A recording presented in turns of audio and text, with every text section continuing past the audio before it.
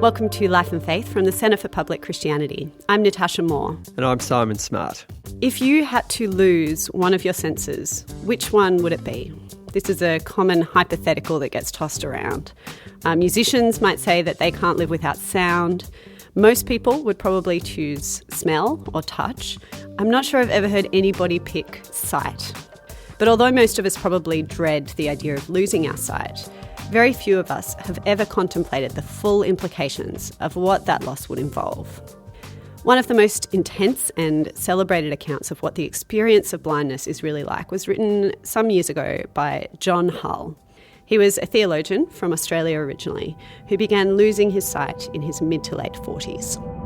It took the form of a dark black disc, which slowly progressed across the field of vision. He was living in England at the time. It was the early 1980s, and within a few years, he would become completely blind. Remember that day in Shrewsbury when I caught a glimpse of her? Of the church spire? Yeah. I think that's the last thing you ever saw. That's probably true. So Natasha, you went along to this movie, Notes on Blindness, at the Sydney Film Festival that looks at this part of John Hull's story. He's entering into a world of blindness. Yeah, the movie is based on these tapes actually that John made during this transition period, the years where he's losing his sight and, learning to live with his blindness. And he started recording an audio diary of the experience. It was kind of his way of accepting his blindness as his reality. So he said, I had to think about blindness because if I didn't understand it, it would defeat me. And the tapes are kind of his coping mechanism, how he processes what's happening to him. So what you hear in the film is actually him, the tapes of him speaking? Exactly. So the actors are lip syncing the whole time. And the voices that you hear are the actual voices of John and his family. So the filmmakers use these old tapes, these old cassettes from the 80s, as well as more recent interviews with John and his wife Marilyn, to piece together this insider's sense of what it was like for him to lose his sight. So you get to hear Marilyn talk very openly about her fears. I think this idea of you going away into another world where I couldn't be was awful. That was... Shall I scratch my eyes out? Shall I come with you into this world? And you hear their children trying to figure out what it means that their dad can't see. I am reminded of being in Wales with Imogen when she said to me, Daddy, if I cried and my tears fell on your eyes, would you be able to see again? And then, of course, there's John Hull himself.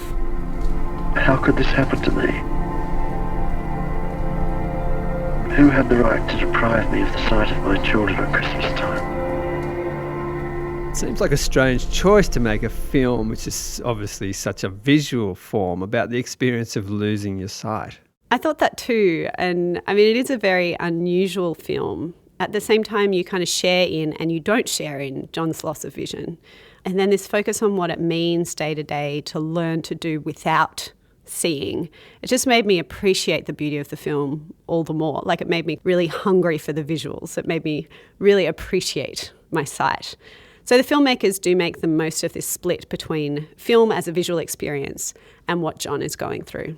For us, we very much saw this as a kind of a challenge, really, and worked very closely with our cinematographer to try and find an aesthetic that could sort of suggest something of the experience of blindness. And actually, we found it incredibly kind of liberating when we sort of embraced this restriction. Of course, the film is so much about, is so visually centric, so much about eye lines and sort of spatial geography and so forth.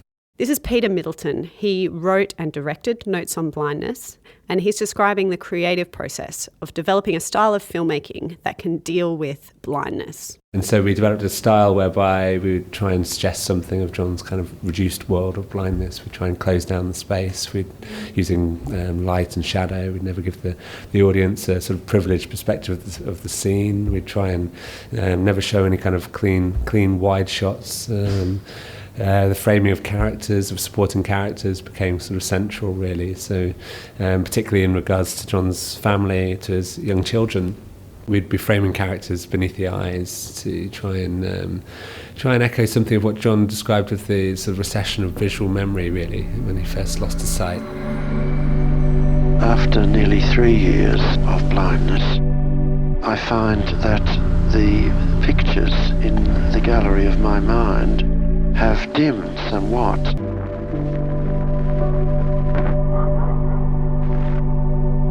So I found with great distress that I could no longer remember easily what my wife looked like or what my daughter Imogen looked like.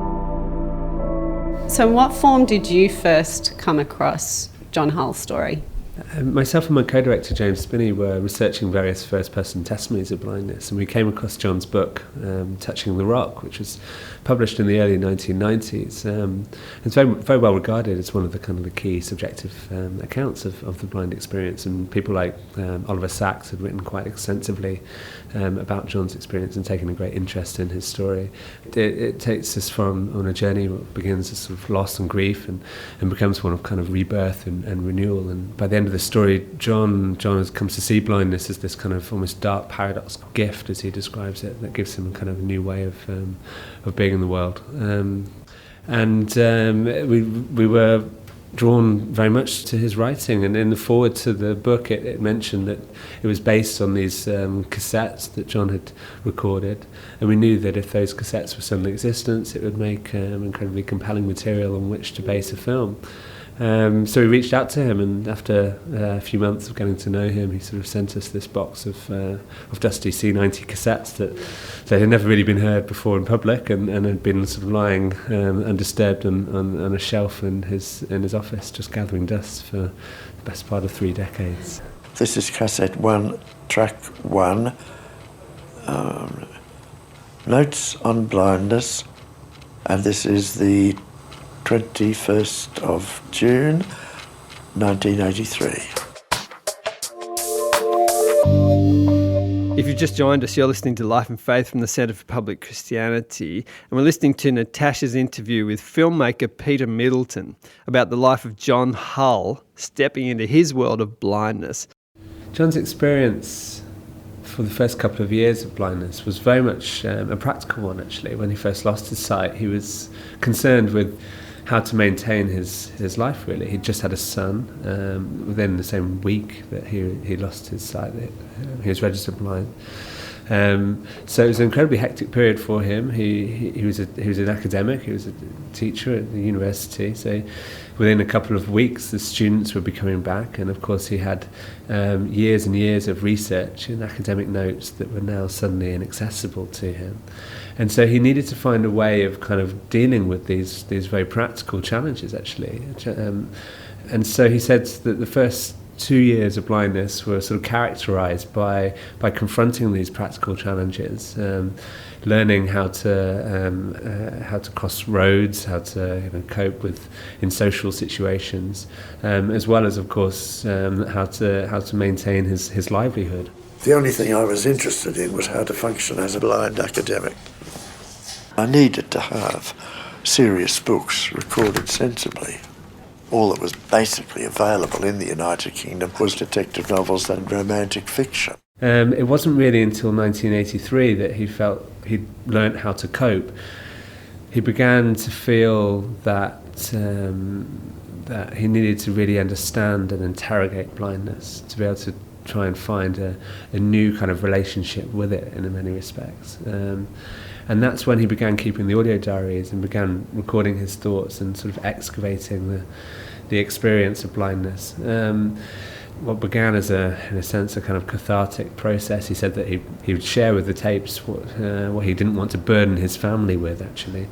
And through that process, that's what led him to drilling deeper and deeper into the blind experience, and to be able to document and to chart this kind of neurological rewiring which he underwent. That eventually led to a discovery of a world beyond sight, as he referred to it, as a reconceptualizing of blindness. it gave him a new way of being in the world, that he needed to live wholly in blindness and not be, as he said, a sort of a blind person with a sighted person's brain, but live wholly in blindness and face the reality of it.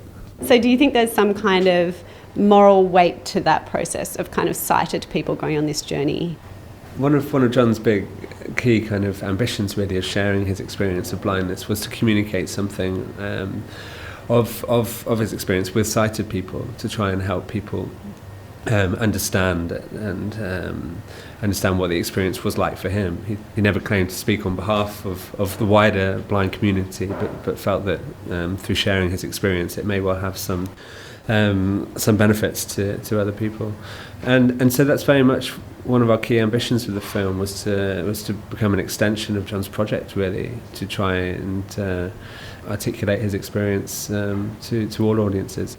How can blind and sighted people truly understand each other? How can men understand women? How can the rich understand the poor? How can the old understand the young? Can we have insight into other people? This is the great question upon which the unity of our humanity hangs.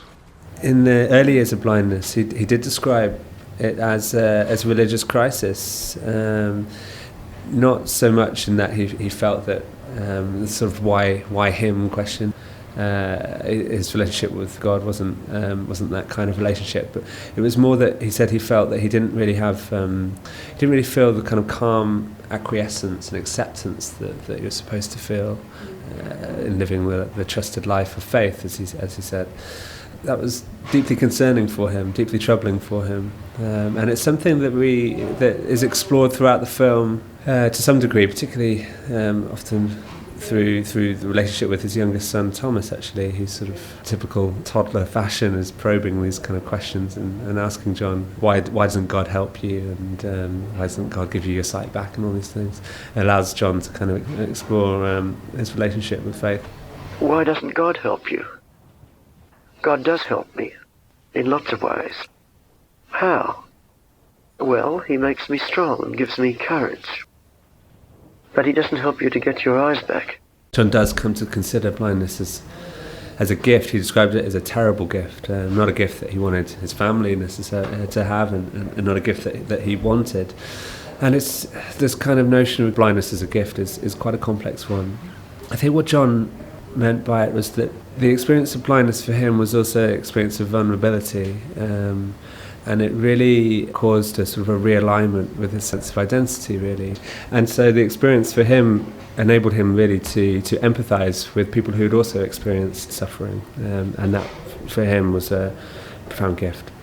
Does that mean, in your observation of John and his wife now, or in recent years, that he had kind of made peace with that, and that wasn't kind of an ongoing battle and pain for him? Yeah, it's interesting watching the film now, particularly with John's family. Of course, the film actually only focused on 5 years of his life from the early 1980s, and although it was an incredibly important period, this period of adjusting to sight loss, he was always very keen that blindness didn't define him. In fact, he would refer to blindness quite often as his hobby. John was an incredibly intelligent and articulate guy, and had a broad range of interests. And so he didn't look back, and of course there was times when the blindness was a continuing source of pain for him. I think particularly when his grandchildren were born, that reopened some of those thoughts. But on the whole, as is shown in the film, the place where we leave him in the film was this discovery of a new world, really, a new way of living in the world, and certainly a kind of a peace that he'd found with blindness. And that characterised, his remaining 3 decades, really, of his life. You've been listening to Life and Faith from the Centre for Public Christianity. We hope you've enjoyed this conversation with documentary filmmaker Peter Middleton about his latest film, Notes on Blindness, that showed at this year's Sydney Film Festival. If you're after more conversations like this, you can subscribe to our podcast on iTunes. Just type Centre for Public Christianity in the search box to find us. Next week, do good things happen to good people? Join us then.